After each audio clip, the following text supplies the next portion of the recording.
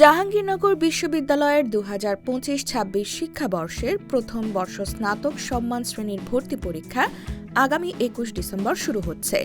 এবারের ভর্তি পরীক্ষার সূচনা হবে সি ইউনিটের পরীক্ষার মাধ্যমে। ভর্তি পরীক্ষা সুষ্ঠু ও শৃঙ্খলাপূর্ণভাবে সম্পন্ন করতে পরীক্ষার্থীদের জন্য ৯ দফা নির্দেশনা প্রকাশ করেছে বিশ্ববিদ্যালয় কর্তৃপক্ষ। গত রবিবার ১৪ ডিসেম্বর জাহাঙ্গীরনগর বিশ্ববিদ্যালয়ের ওয়েবসাইটে ভর্তি পরীক্ষার সময়সূচির পাশাপাশি এসব নির্দেশনা সংক্রান্ত বিজ্ঞপ্তি প্রকাশ করা হয়।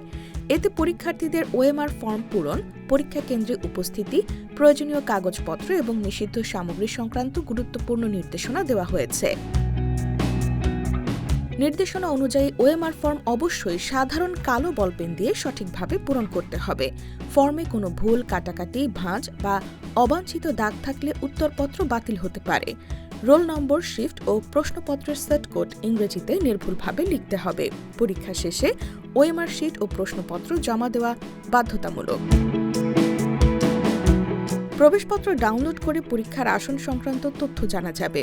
পরীক্ষা শুরুর কমপক্ষে ১০ মিনিট আগে নির্ধারিত কক্ষে উপস্থিত থাকতে হবে। পরীক্ষা কেন্দ্রে মোবাইল ফোন, ব্যাগ, বই, ঘড়ি, ক্যালকুলেটর সহ কোনো ইলেকট্রনিক ডিভাইস বহন নিষিদ্ধ। এছাড়া পরীক্ষার্থী ছাড়া অন্য কেউ কেন্দ্রে প্রবেশ করতে পারবেন না।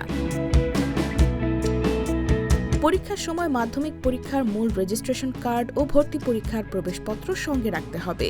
পরীক্ষা শেষে সর্বোচ্চ ৭ দিনের মধ্যে ফলাফল www.ju-admission.org ওয়েবসাইটে প্রকাশ করা হবে। ঢাকা শহর থেকে ক্যাম্পাস প্রায় ৩০ কিলোমিটার দূরে হওয়ায় যানজট ও ভোগান্তি এড়াতে পরীক্ষার্থীদের পর্যাপ্ত সময় হাতে নিয়ে কেন্দ্রে আসার পরামর্শ দিয়েছে কর্তৃপক্ষ।